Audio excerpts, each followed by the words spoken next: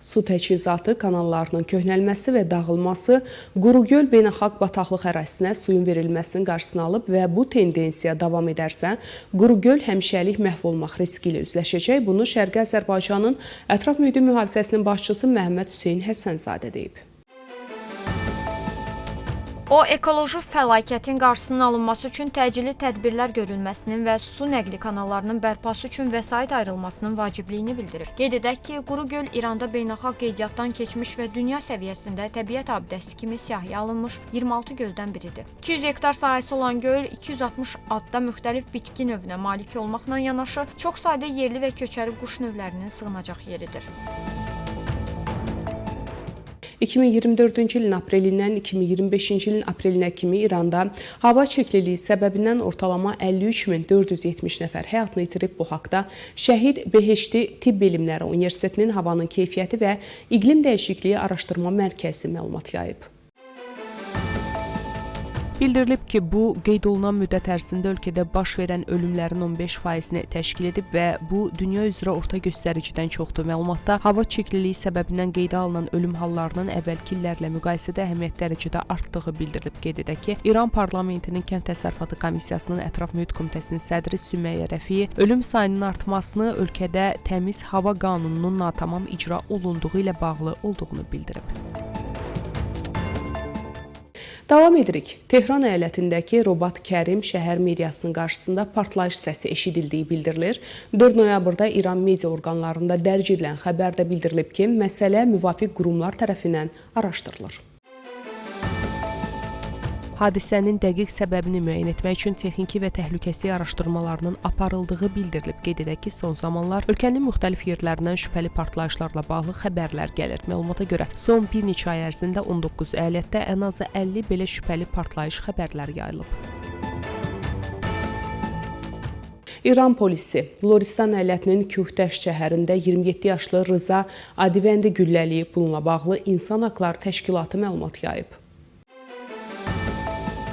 Məlumata görə ağır yaralı vəziyyətdə xəstəxanaya çatdırılan gənc həyatını itirib. Hadisənin baş vermə səbəbi haqqında açıqlama verilməyib. Qeyd edək ki, 2024-cü ildə İran polisi və silahlı qüvvələrin açdığı atəş nəticəsində 164 mülki şəxs həlak olub, 331 nəfər isə yaralanıb.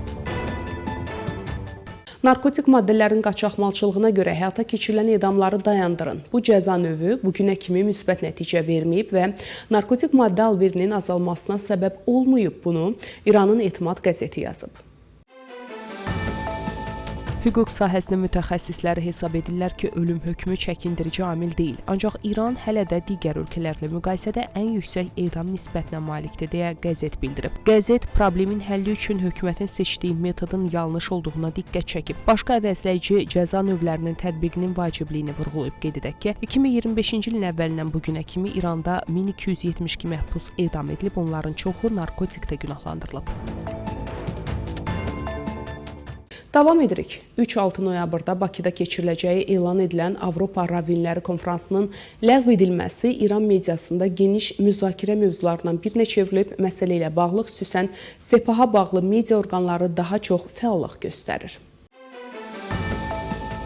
Sepahın Tasnim xəbər agentliyi konfransın ləğvini Bakı dövlətinin strateji səhvdən məcbur geri çəkilməsi başlığı ilə yayıb. Azərbaycan hökuməti və rəsmilərini İsraillə münasibətlərə görə tənqid edən Tasnim Şia ölkəsində belə bir konfransın keçirilməsinin planlaşdırılmasını qıcıqlandırıcı və təhqiramiz adlandırıb. Sepah mediası konfransın ləğv edilməsinin səbəbi kimi İslam dünyası və hətta Azərbaycan Respublikasının müttəfiqi olan Türkiyənin narazılığı ilə bağlı olduğunu iddia edib. Yazıda İran rəsmilərinin Qəzza ilə bağlı ənənəvi bəyanatları təkrarlanıb. İsraillə münasibətlərə görə Azərbaycan Respublikasının İslam dünyasında mənəvi və mədəni dayaqlarını itirməkdə olduğu deyilib. Azərbaycan dolayısıyla təhdid edilir. Tel Avivlə açıq şəkildə hər hansı bir əlaqə onun regional cinayət tərəfdaşları sırasına qoşulmaq deməkdir. Sionist rejimin qeyri-insani siyasətinə uyğun davrananlar regionda və beynəlxalq sistemdə olduqca ağır və ağlasığmaz bədəl ödəyə bilərlər. Bununla yanaşı Sepahın keçmiş baş komandanı və İran Məsləhət Şurasının üzvü Möhsün Rızayın nəzarətində olan Tabnaq saytında oxşar məzmunlu yazı dərc edib. Tənqidçilər 2 il əvvəl İsrailin Qəzzada soyqırımından sonra Bakı konfransını müsəlmanlara qarşı təhqir hesab edirlər. Qəzzada baş verən son soyqırımdan sonra Bakı hökumətinin İsrail rejimi ilə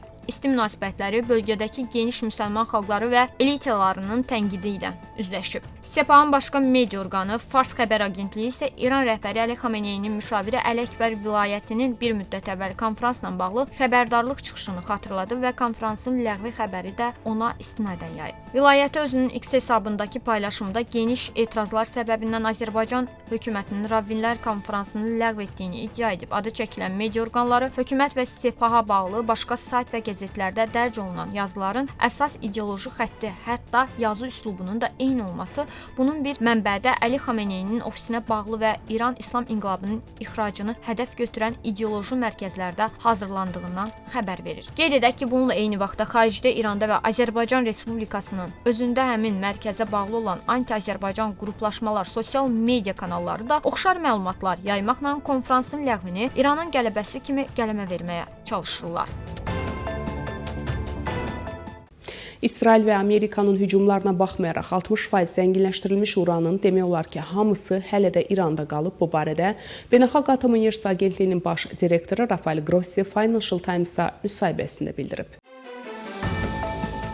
Onun sözlərinə görə İran hakimiyyəti hələ də agentliyin müfəttişlərini ölkənin əsas nüvə obyektlərinə Fordo, Natans və İsfahana buraxmayıb. Ziyan böyük idi, lakin bizim qiymətləndirmələrimizə görə 60%, eləcə də 20%, 5% və 2% zənginləşdirilmiş uranın böyük hissəsi, bəlkə də hamısı hələ də oradadır. Material hələ də oradadır və biz onu hər hansı son məqsədlə əlaqələndirməsək də silah səviyyəsinə yaxın belə yüksək zənginləşdirilmiş materialın mövcudluğu narahatlıq doğurur deyə Grossi vurğulayıb. Xatırladaq ki, iyun ayında İsrail İranın nüvə və müdafiə infrastrukturlarına qarşı əməliyyat keçirib. Amerika isə hücumlara qoşularaq Fordo, Natans və İsfahan obyektlərinə bunker əleyhinə bombalar və qanadlı raketlərlə zərbələr endirib. Amerika hakimiyyəti iddia edib ki, nəticədə İranın nüvə proqramı məhv edilib. Zənginləşdirilmiş uran isə İran tədqiqat mərkəzlərinin dağıntıları altında qalıb. Yayda Amerika və Avropa kəşfiyyat məlumatlarına istinad edən kütləvi informasiya vasitələri yazırdı ki, İranın nüvə proqramı yalnız bir neçə ay geri salınıb. Bildirilib ki, 60% zənginləşdirilmiş 408 kiloqram urandan ibarət ehtiyatlar daşınıb. Grossi qeyd etmişdi ki, Beynəlxalq Atom Enerjisi Agentliyi həmin vaxt uranı gözdən itirib. Buraxılışımız davam edir. Azərbaycan Prezidenti İlham Əliyev noyabrın 5-də Ərəb Koordinasiya qrupuna daxil olan üzv qurumların rəhbər şəxslərindən ibarət nümayəndə heyətini qəbul edib. Nümayəndə heyətinə İslam İnkişaf Bankı qrupunun sədri Məhəmməd Süleyman Əl-Casir, OPEC fondunun prezidenti Əbdülhəmid Əl-Xəlifə, Əbu-Dabi İnkişaf Fondunun baş direktoru, Əbu-Dabi İxracat Ofisinin İcraiyyə Komitəsinin sədri Məhəmməd Saif Əl-Süveydi, Səudiyyə İnkişaf Fondunun baş icraçı direktoru Sultan Əbdürrəhman Əl-Marşad və Küveyt Ərəb İqtisadi İnkişaf Fondunun baş direktoru vəzifəsini icra edən Valid Əl-Bahar daxildir. Dövlət başçısı Ərəb Koordinasiya qrupuna daxil olan üzv qrupların xüsusən indiki dövrdə Azərbaycanın Qarabağ və Şərqi Zəngəzurda geniş miqyaslı bərpa tikinti işləri apardığı zaman ölkəmizdə sosial infrastrukturun inkişafı ilə bağlı layihələrə dəstək vermək niyyətini yüksək qiymətləndirib. Prezident İlham Əliyev vurğulayıb ki, bütün bunlar qonaqların təmsil etdikləri maliyyə institutları və ölkənin xalqları ilə qardaşlıq, dostluq münasibətlərimizi genişləndirir. Azərbaycanda əsas infrastruktur layihələrinin artıq tamamlandığını deyən dövlət başçısı su, nəqliyyat və digər sahələr üzrə dövlət proqramının icra edildiyini və gələcəkdə də müxtəlif istiqamətlər üzrə dövlət proqramının qəbul olunacağını vurğulayıb. Fransa diplomatları Bakıda ikitərəfli münasibətlər və regional gündəmlə bağlı danışıqlar aparıblar. Bu barədə Fransanın Azərbaycandakı səfiri Sophie Lagut X-dakı səhifəsində yazıb. Diplomat qeyd edib ki, Azərbaycan və Fransa diplomatları arasında hərtərəfli və məhsuldar müzakirələr aparılıb. Fransa prezidentinin kontinental Avropa üzrə diplomatik müşaviri Bertrand Buxhalter və Fransa Xarici İşlər Nazirliyinin kontinental Avropa departamentinin direktoru Brice Roquefort ikitərəfli münasibətlər və regional məsələləri müzakirə etmək üçün Azərbaycana gəliblər. Azərbaycan Respublikası prezidentinin köməkçisi, Azərbaycan Respublikası prezidentinin administrasiyasının xarici siyasət məsələləri şöbəsinin müdiri Hikmət Hacıyev və Azərbaycan prezidentinin xüsusi tapşırıqlar üzrə nümayəndəsi Elçin Əmirbəyovla görüşlər keçirilib. Lagut həmçinin vurğulayıb ki, Bakıdakı görüş Azərbaycan prezidenti İlham Əliyev və Fransa prezidenti Emmanuel Macron arasında son görüş fonunda ikitərəfli əlaqələrin möhkəmləndirilməsində mühüm addımdır. Davam edirik. Şəhidlər Xiyabanında nalayiq hərəkətlər etməkdə çəkdikləri video görüntünü sosial şəbəkələrdə paylaşmağa görə polis tərəfindən saxlanan 3 əcnəbi ilə bağlı başlanan cinayət işi üzrə istintaq tamamlanıb. Cinayət işi baxılması üçün Səbail rayon məhkəməsinə göndərilib. İş hakim Azər Tağıyev icraatına verilib. Məhkəmə yaxın günlərdə başlayacaq. Qeyd edək ki, avqustun 17-sində 3 nəfər əcnəbi şəxsin Şəhidlər Xiyabanında nalayiq hərəkətlər etməkdə çəkdikləri videonun görüntünü sosial şəbəkələrdə paylaşmaları barədə araşdırmalar aparılıb. Araşdırmalar zamanı həmin şəxslərin avqustun 13-də Bakı şəhərinə turist kimi 5 günlük gəldikləri, çəkdikləri videonu sosial şəbəkələrdə yaydıqları müəyyən edilib. Faktla bağlı Cinayət Məcəlləsinin 245-ci maddəsi ilə cinayət işi başlanılıb. Azərbaycanla sülh qurulub. Bu barədə Ermənistanın Xarici İşlər Naziri Ararat Mirzoyan İrəvanda keçirilən beynəlxalq forumda bildirib.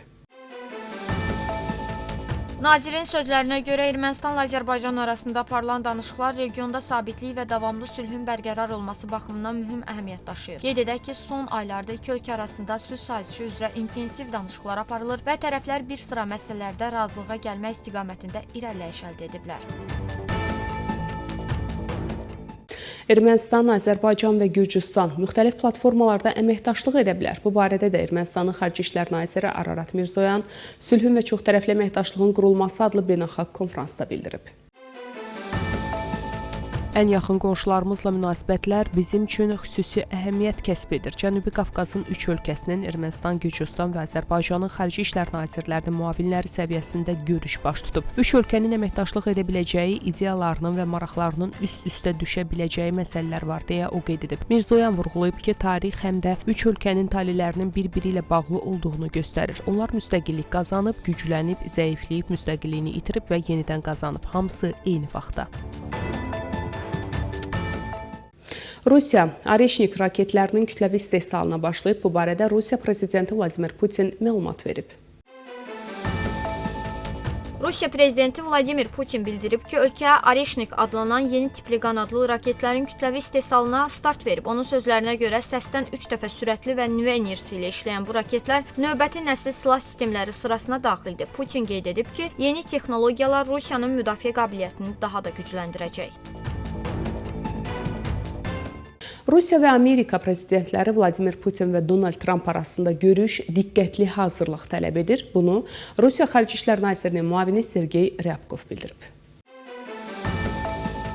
Onun sözlərinə görə Putin-Trump görüşünün təşkili üçün şərtlər hazırda təmin olunmayıb. İstənilən zirvə görüşü dərin hazırlıq və bütün aspektlərin diqqətlə nəzərdən keçirilməsini tələb edir. Hazırda bu görüşün təşkili üçün nə birinci, nə də ikinci şərt yerinə yetirilməyib, Rusiyalı nazir müavini vurğulayıb. Ryabkov qeyd edib ki, xarici siyasət qurumları belə bir təmasın əsas aspektləri ilə bağlı fəal şəkildə işləyirlər.